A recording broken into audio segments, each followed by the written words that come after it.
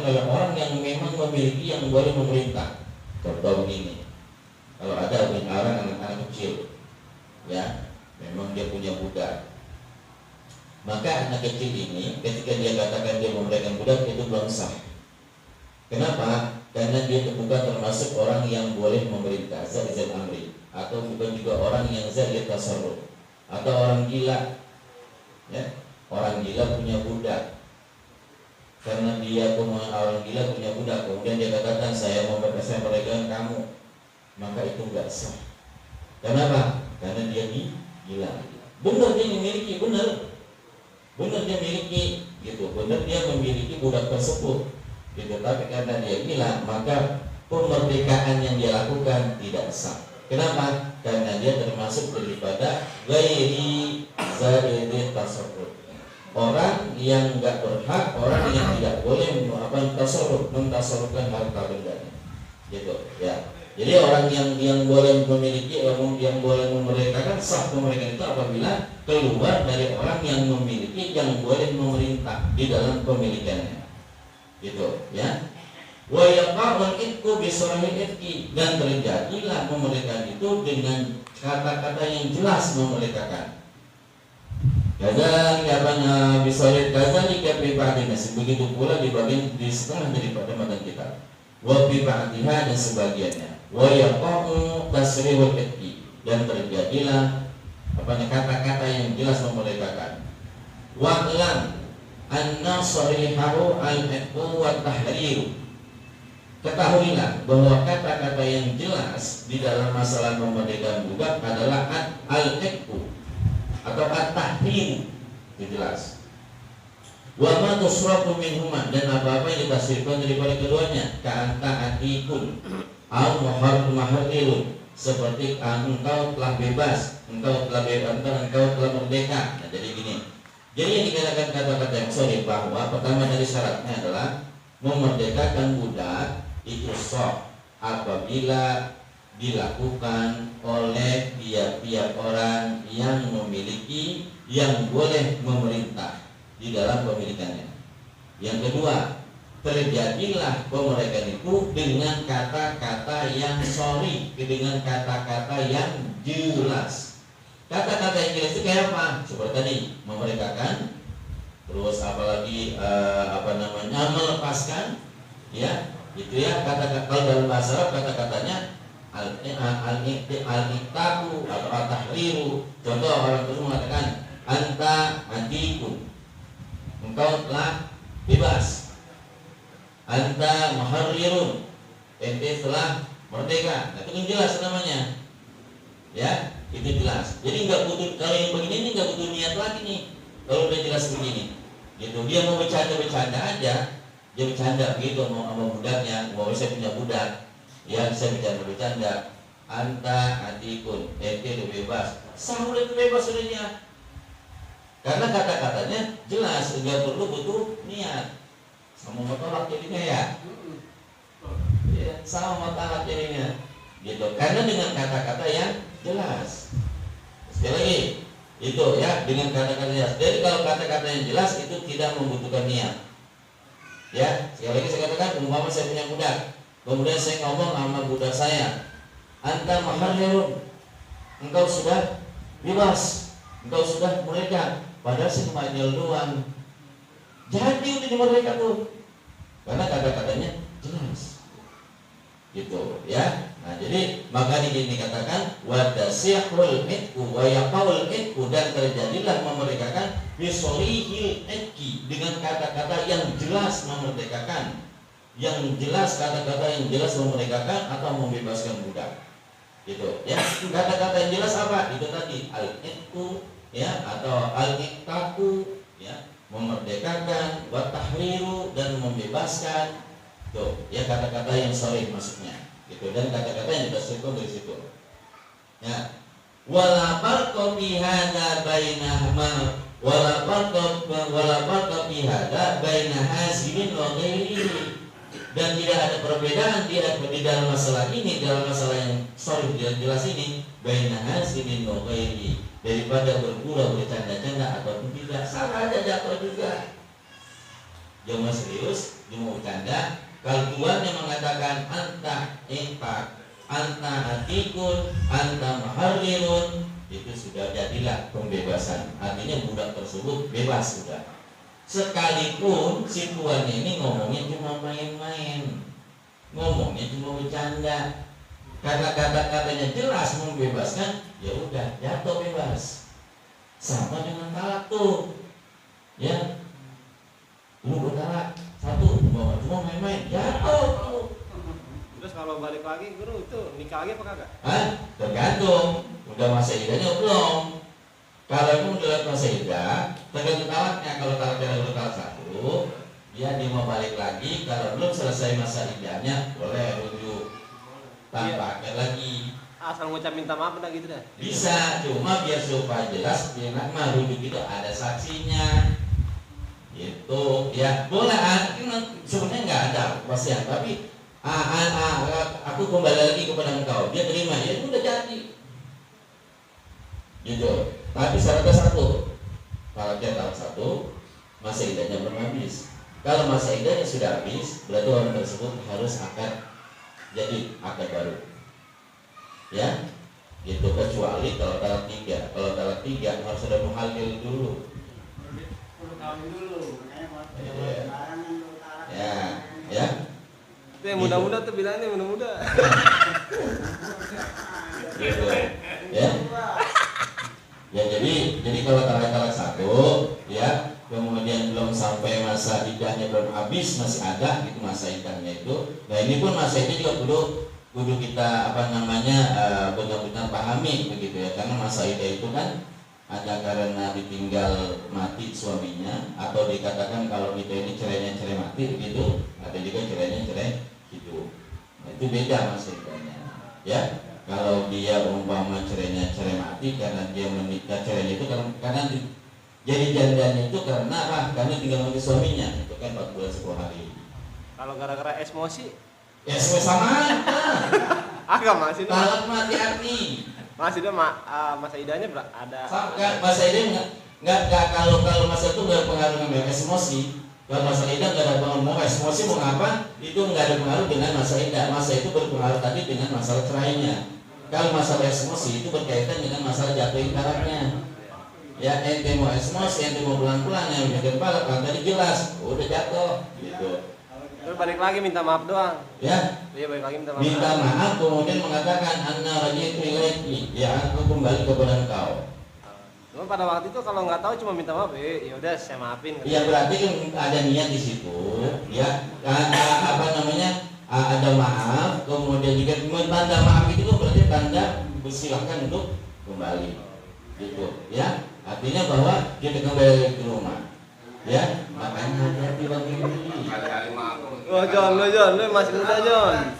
Mau emosi mulu sih lu. Hati-hati. Emosi. Ini yang muda-muda bilangin hati-hati. Yang muda-muda hati-hati. Yang udah tua mah kagak dah.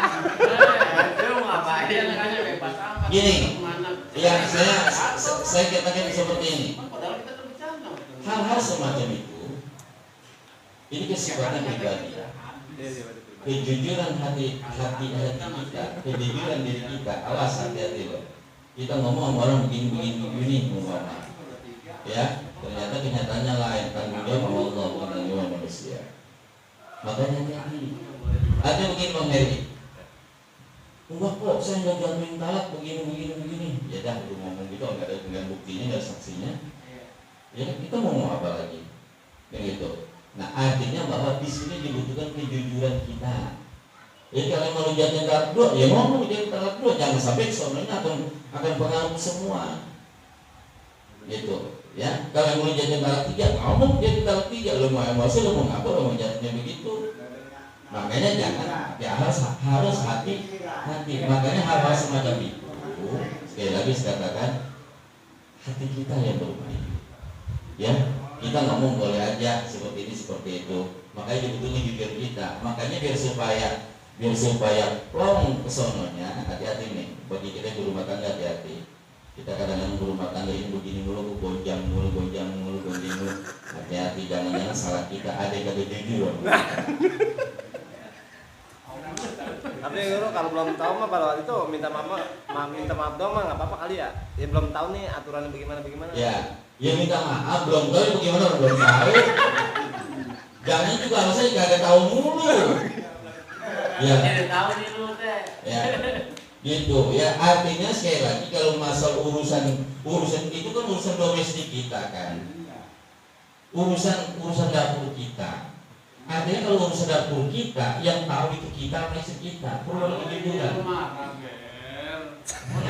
Tuh, lihat itu nih. Lu keluar dari rumah. Tuh. Lu bungkus itu, bungkusin pakaian lu. Iya. Bahasanya begitu. Iya, pakaian gua sekalian lu bawa. Cuciin. Itu mana namanya nyuci. Ini nyusul. Gua nyuruh keluar sih, bukan nyerahin. Gua nyuruh keluar doang. Lama lagi nggak ke rumah mertua. Iya. Itu namanya nggak apa-apa. Bahasanya gitu. Ya artinya begini, karena kita berbicara hal semacam itu maka karena ini menjadi yang saya sekankan begini, kita kan karena ada lagi yang muda-muda kadang-kadang masih terbawa dengan emosi, makanya hati-hati. Kenapa saya katakan jujur? Kadang-kadang nih kita ada aja urusan, ada gejala, ada hal-hal yang mengganjal, kadang-kadang timbul dari ketidakjujuran kita. Ya, sampai lagi kita katakan begini, padahal ente sudah nalak 3 perempuan. Andai kata begitu, ya karena memang yang namanya jatuh yang talak kan nggak perlu ada saksi, pokoknya yang jatuh itu jatuh. Dia ngomong udah orang, kok jatuh yang talak 2. Kalau jatuh 3, kalau talak 3 talak 2 pun beda caranya. Jadi dia rujuk kayaknya. Padahal secara logika, kalau seandainya talak 3 dia kembali begitu, itu nggak boleh. Ya, jatuhlah talak 3. Nah itu yang saya katakan perlu kejujuran. Awas hati-hati dalam hati kita nih. Gitu jangan sampai akhirnya kesana tuh jalanin sisa di rumah tangganya ada aja godaan. Ya begini begitu nggak pernah lempeng, nggak pernah akur, nggak pernah katakanlah nggak pernah adem, ada aja. Ya kan tadi awal begini. Jadi dari kejujuran kita, dari keikhlasan hati kita, ya disitulah mungkin akan timbul yang namanya sakinah, mawaddah. Ya kalau kita belum jujur sama diri kita, belum ikhlas sama hati kita, ya susah untuk menciptakan itu.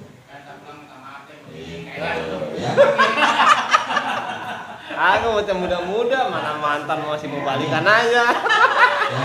Bini ngeselin lagi. Ini untuk Pak RT yang baru saya ngomong nih Pak RT, nanti kalau ada orang mau nikah hati-hati. Gitu. Ya hati-hatinya begini, ambil begini. Sebenarnya kan nikah orang malah juga gampang perawan sama perjaka, gampang banget, pengerti. Ketimbang daripada apa namanya istilah pengen ngawinin duda sama janda, ribet, bukan ribet apa? Lalu dia perlu tahu idahnya udah selesai belum, cerainya udah sah bener-bener putus belum. Lah kalau dia perawan sama perjaka memang kagak ada beda apa-apa, ya gampang aja. Asal ada orang tuanya juga, asal walinya, saksi juga cukup udah. Tapi kalau seandainya janda, lagi repot. Kita nanya dulu, ini masa idahnya udah selesai belum, beneran kalau jatuh talak, bagaimana semuanya. Ini jangan sampai bini orang kawinin, jangan.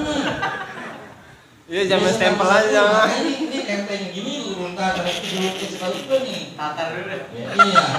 Gitu. Biasa undang-undangan orang. Orang kawin jadi kawin. Saya kira aja ya. Ya. Jadi hati-hati dulu. Ya. Terutama hal juga berkaitan mas. Sudah perjelas di sini ya. Jadi masa idah untuk orang yang ditinggal mati itu 4 bulan 10 hari. Sedangkan untuk yang cerai hidup itu salah satu tur ya 3 kali suci ya, dan suci berbeda ya. Itu jangan ditukar ya karena hampir kejadian memang nikah apa namanya dia cerai mati. Tapi begitu ngumpul idahnya yang 3 bulan. Kenapa? Udah ngumpul. Lah iya kalau 3 bulan cepat. Kalau 4 bulan sebulan itu lamaan. Gitu. Kalau 3 bulan tinggal suci nggak sampai 4 bulan. Iya, salah memahami di dalam masalah iddah. Ya, ini perlu kita pertegas biar supaya kita di masyarakat tahu gitu hal-hal semacam ini, gitu ya.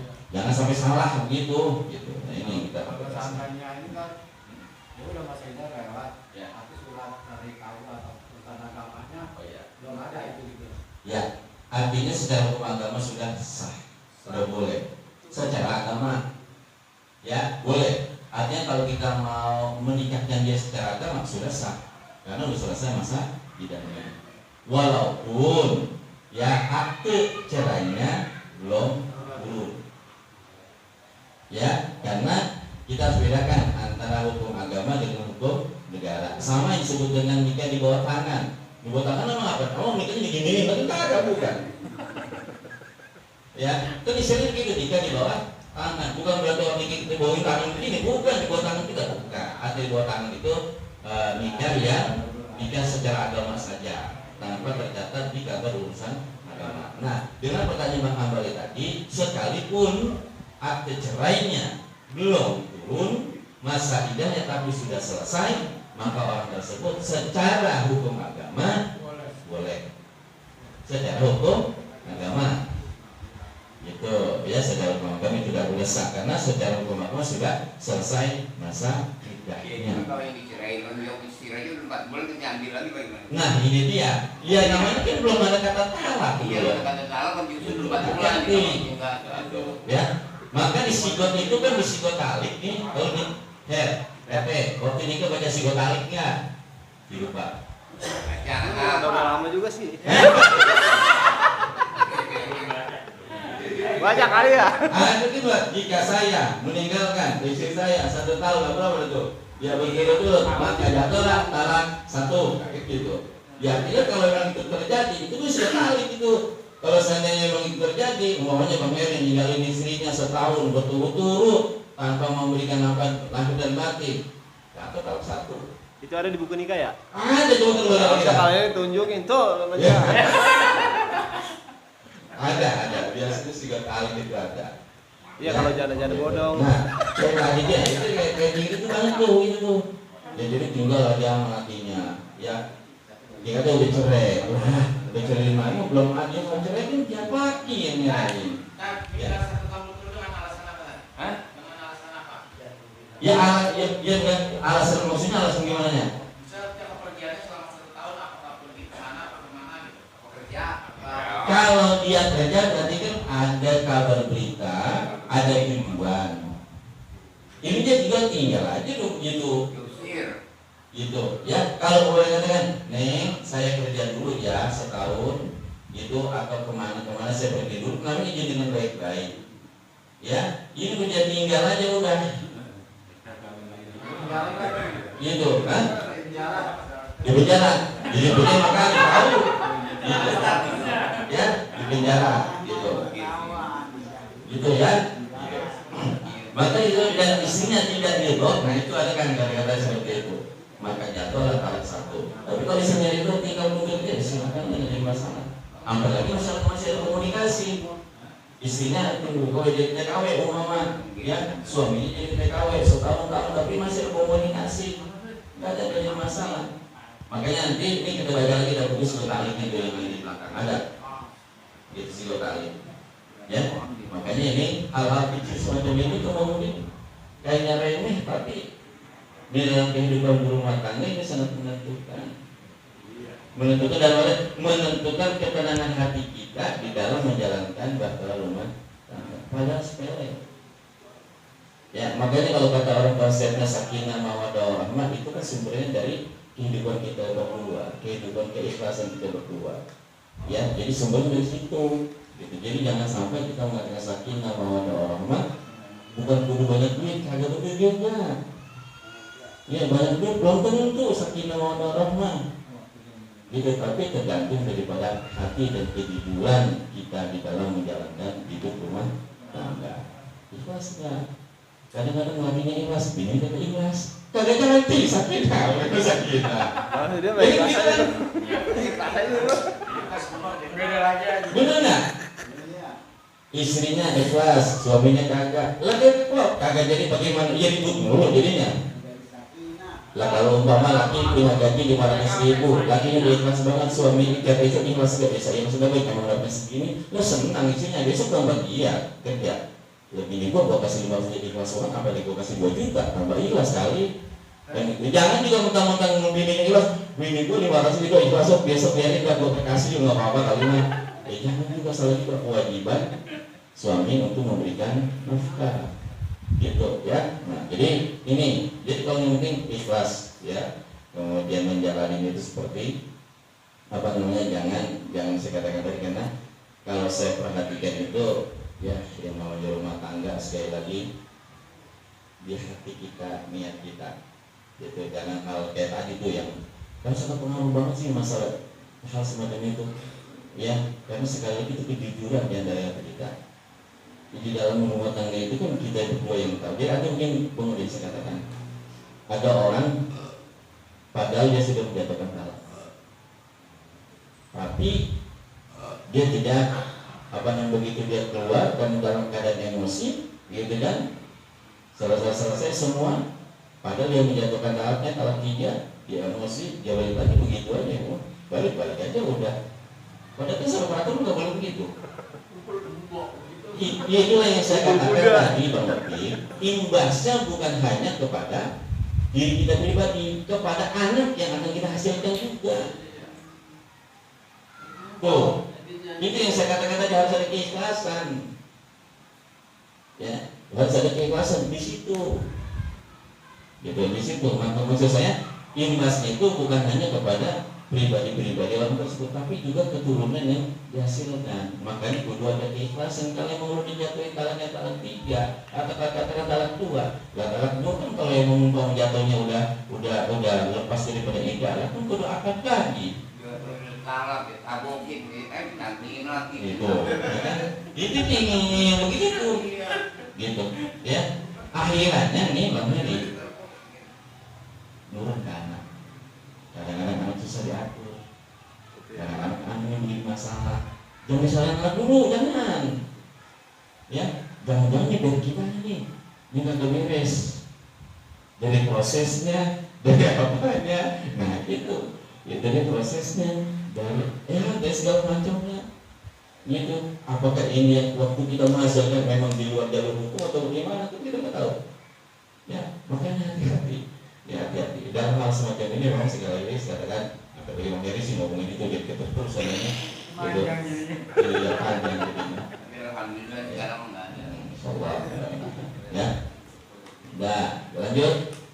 Nah jadi kalau seandainya dengan kata-kata yang sorry itu enggak perlu dengan niat, maka dikatakan pembebasan itu kalau dengan salah-salah sorry ya, walaupun kepihada baina hasilin wa ghairi, maka tidak ada perbedaan di antara main-main dan sebagainya dan selainnya. Artinya kalau orang dengan menggunakan kata yang sorry dia memerdekakan budaknya, maka sekalipun itu dengan kata-kata yang bergurau, kata-kata yang bercanda, maka orang tersebut sudah bebas.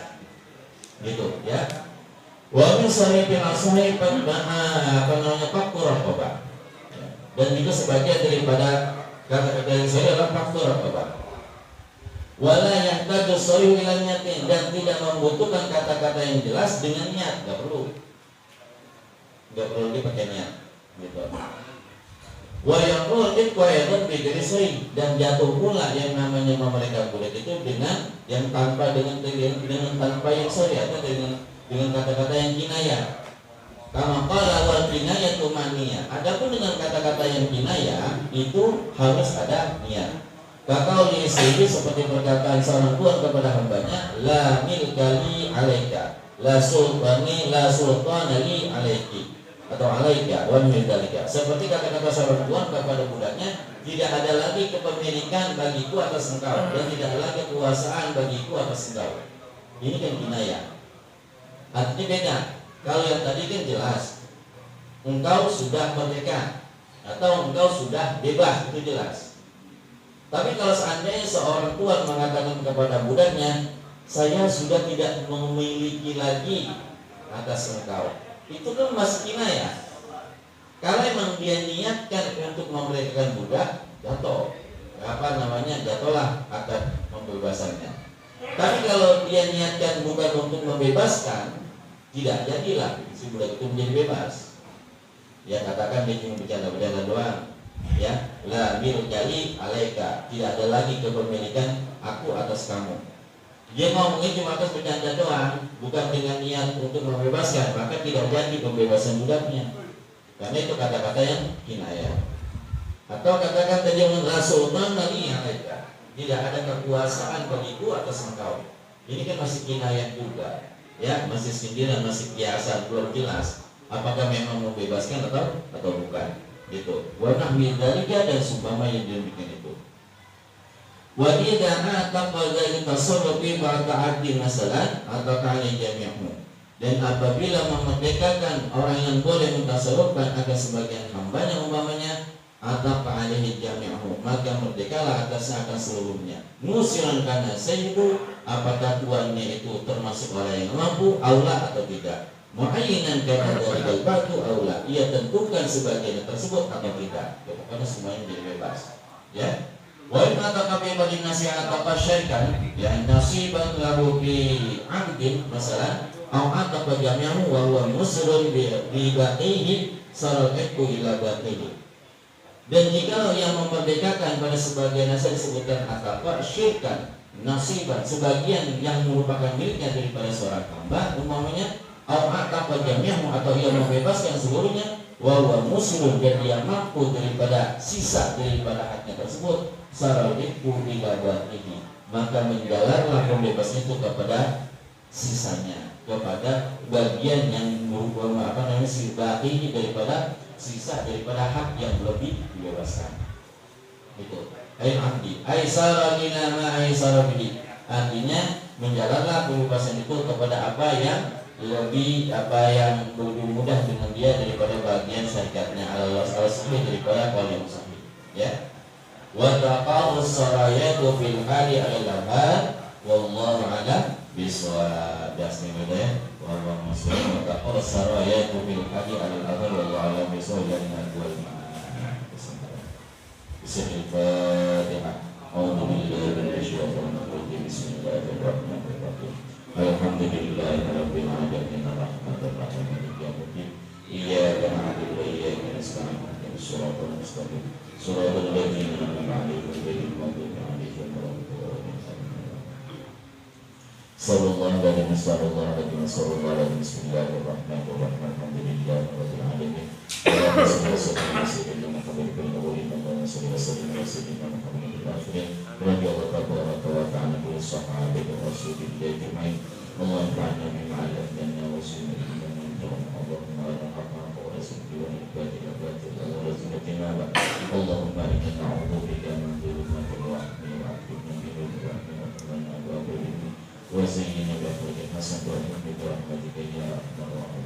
Rabbana atina fid dunya hasanah wa fil akhirati hasanah wa qina adzabannar. Sallallahu alaihi wa sallam. Alhamdulillahi rabbil alamin.